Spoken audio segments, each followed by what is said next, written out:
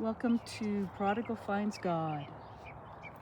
I'm going to read prophecy number 4 to you today. Mandy de la Parra, Seek Heavenly Things. 11/19/2025, repost by Jesus. God's physical calendar 2/14 and his spiritual calendar 7/14. 6/12/2025, for God's physical calendar is 5/4 and the spiritual calendar is 9/4. Guillermo de la Parra 303 is the co-prophet. So now that you understand the wineskin process some, here is more of an explanation on why the wineskin process is so important. Sometimes Jesus sets us up for situations so we can cleanse our trauma, so he can heal us from things. So he already showed the group the supernatural. He's already showed me and G the freezing of the clock supernaturally, so I know it's true. Because he froze the clock when G died for 8 seconds and went in the spirit, but his lips were blue. And Jesus told me he took him in the spirit for his will and his glory, because he had to give him personal instructions of what's to come. And you will see later why when I discuss more in detail when I release the message on the lung process. Why he had to take him in the spirit, and every single thing in the lung process was all of Jesus' glory and his will, because he was using G for the symbolism and not being able to breathe the way Jesus felt on the cross. Because G is Jesus' son, and son is like Father in heaven, and so G went in the spirit, so he will get those personal instructions for when he receives his glorious body. There was nothing we could have done. It was supernatural. I was laying in bed and he started coughing, and then I didn't hear anything. So I sat up and he wasn't breathing. I freaked out and I started shaking him and he came right back. His asthma and COPD was so bad that night, and there was just nothing I could do because his medicine wasn't working. The weird thing is, 20 minutes before it happened, Jesus let me know it was coming. He said to me as I spoke it to G, "Don't tell her you are going to die, my son," in a joking way. But I did not know what he meant by that, because Jesus knew G was thinking that in his mind, and he was afraid to tell me because he didn't want me to worry. Jesus has been behind the lung process from the very beginning of the journey, because when I met G, it wasn't bad at all, but it started getting bad in 2024. The second process got so bad he was coughing until he cracked a cartilage. Let's just say we did a lot of trips to the hospital and G was wheezing in his lungs.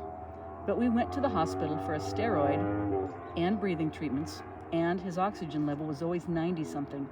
So it never matched his symptoms with the numbers because it was all supernatural.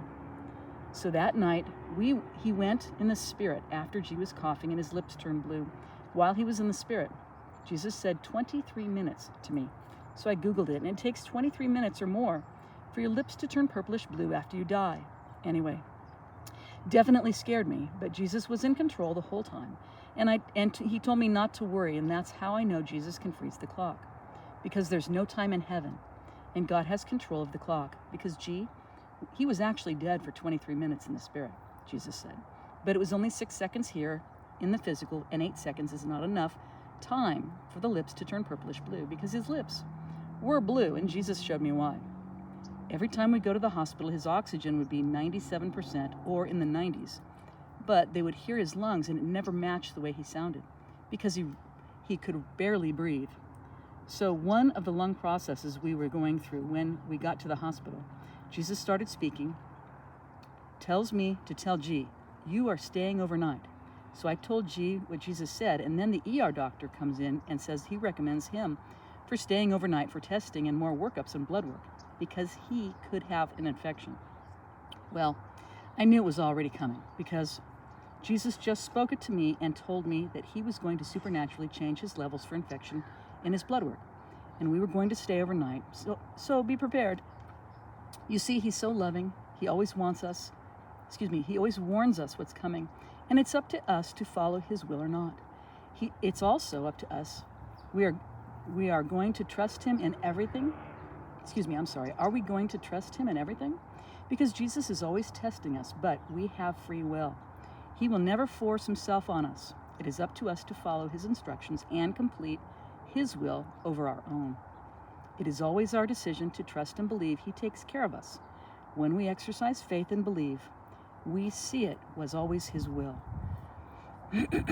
So, We stayed overnight. G had one of his coughing attacks in the hospital, and he went in the spirit again, but he didn't die this time. And I thought he had a seizure, because that's what it kind of looks like when you go in the spirit from the cough. Your eyes roll back in your head and foam a little bit out of the mouth, just like a seizure. So I yelled for the doctors and said something's happening, because it scared me. Then, by the time they got there, he was fine. So Jesus set that up also for me, because he knew that I had trauma with my sister. Because when we were in the hospital months before she died, she had a real seizure, and it scared me, and I never called for the doctors. And I've also had dreams of code blue and stuff with my sister in it. So right away I knew I had things based on fear and trauma that needed to be cleansed out of my soul.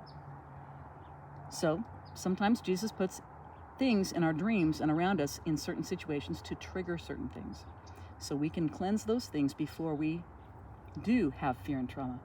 And those things can elevate our mood and impact what we do, what we think, and how we respond to certain situations.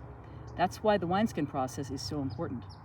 So then when we got home, I gave it to the Lord. I was crying and I was on my knees praying.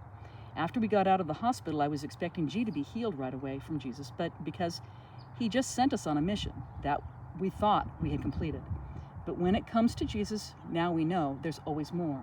So now we know it is not finished, because he had us go to the hospital because we were on a mission to wake up the doctors about Jesus, to not leave him out when it comes to science, because God is science. He is all things. So we had to tell the doctors they weren't going to find anything, because it was all supernatural.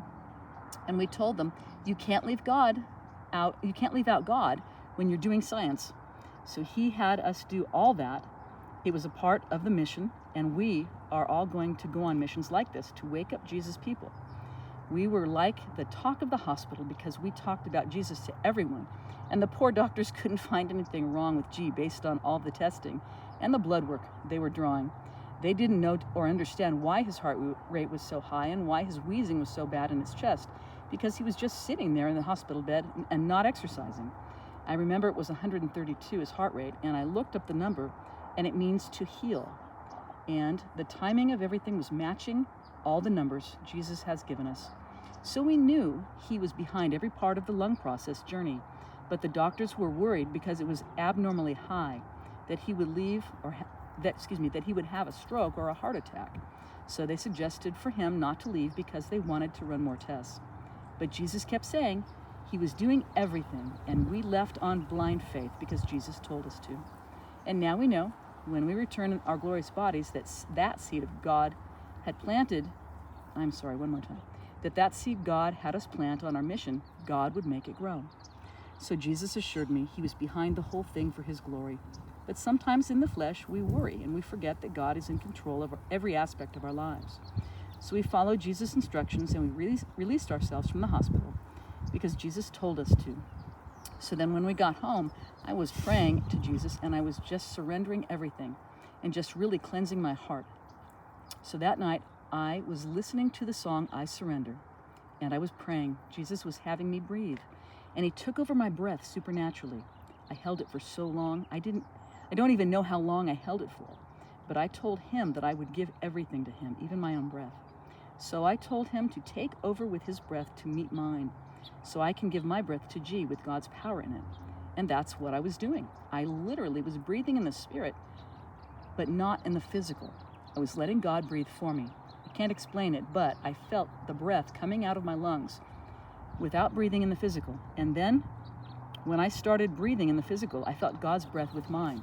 It was a really beautiful spiritual feeling, and that's when I cleansed everything, asking Jesus to take complete control and take over my breath and cleanse me from my fear and trauma. But I literally trusted him to take over my breath so I could give my new lungs to G, because we are one in the spirit, and my energy goes inside of him as God transfers our energy together as one. So when God put him in the spirit again, instead of freaking out this time and getting scared, I calmly woke up G, making him feel at peace because he could hear me while he was in the spirit, and that matches the Adam and Eve book, where she was crying over Adam, praying for the Lord to bring him back and let him wake up and breathe. So because God is always repeating patterns, we both went through that process, and G is just about finished with it until he passes it to another duplicate when we get back from heaven. This is why the Bible says, listen to the Spirit of what the Spirit is saying to the churches. You have to truly walk in the Spirit to understand these beautiful revelations he is giving and the supernatural existence. Stick around for part 5. Thank you for listening. Have a great day.